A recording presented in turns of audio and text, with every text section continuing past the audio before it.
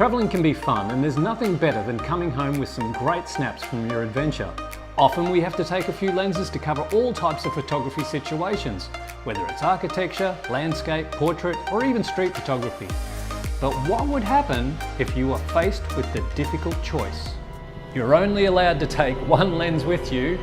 Which one would it be? I know, probably a bit far-fetched, but nowadays you never know. You might want to keep your carry-on luggage to a minimum. You might be hiking really long distances, might be going up a mountain, and you really want to keep the weight to a bare minimum. Well, in this video, I'm going to be making my way through all of these lenses, and out of all of these lenses, I've got to get it down to just one. Now, of course, when traveling, it all depends on your destination or destinations and what type of photography you're going to be doing. You may be in Venice or Hawaii or London, then jetting off to Scotland and the Highlands, or checking out the black beaches of Iceland. Okay, so let's have a look at the range of lenses we've got to choose here from today.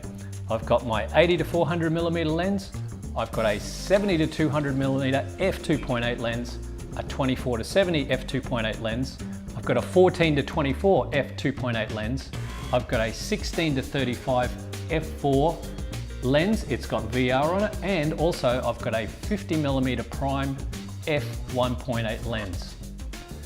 So out of all of these lenses, we can only pick one. Well, with traveling, we need to stay compact. So automatically, straight away, I think the 80 to 400mm and the 70 to 200mm are out. So we'll have to get rid of those. Those are way down here. So what does that leave us? That leaves us with the 24 to 70, the 14 to 24, the 16 to 35, and the 50mm. The 50mm lens is a real great lens. I mean, at the end of the day, it's light, it's small, it's compact, fantastic for travel. You can get those really beautiful soft backgrounds.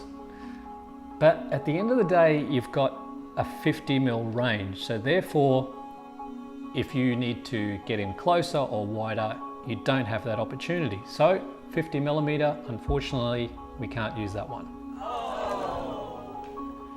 So what's that leave us? Okay, so that leaves us now with these three lenses. We've got the 24 to 70, we've got the 14 to 24, and the 16 to 35.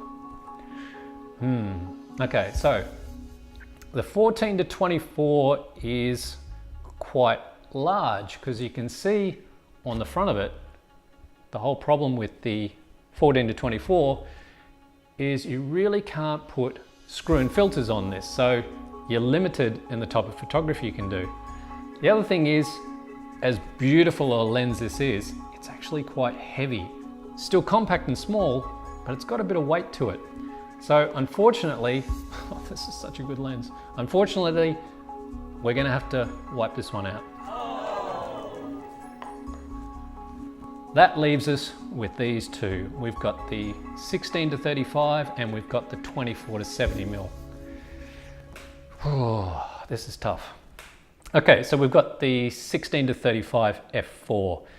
Great thing about this lens is it's wide, and at 35mm you can get in a bit closer, but it hasn't got that great a throw. The VR on it is fantastic. You actually pick up, I think it's about 3 or 4 stops with the VR turned on, so great in low light. It's light, it's compact. Wonderful lens, very sharp lens, sharp corner to corner.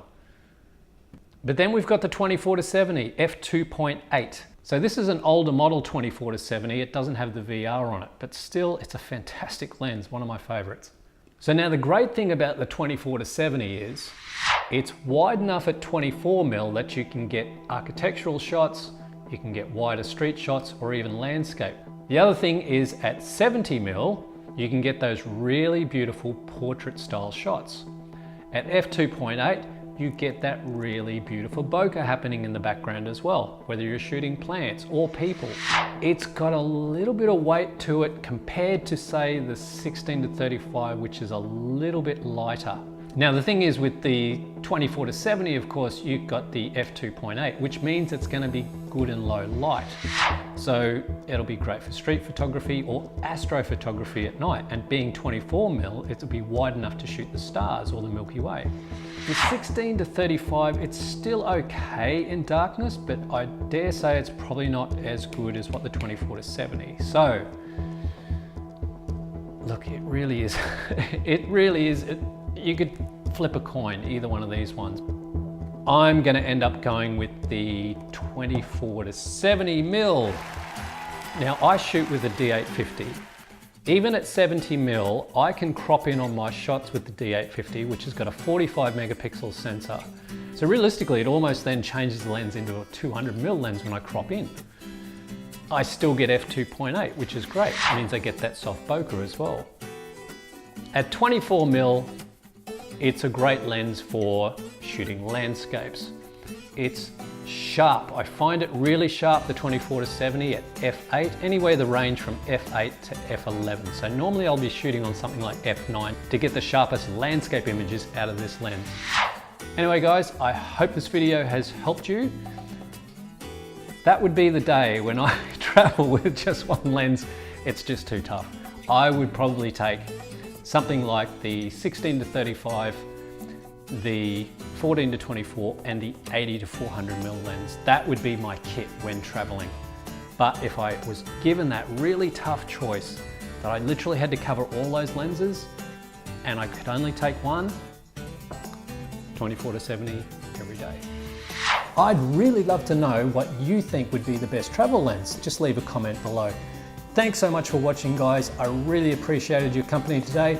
Always feel free to subscribe to my channel if you haven't already, and I will see you next time.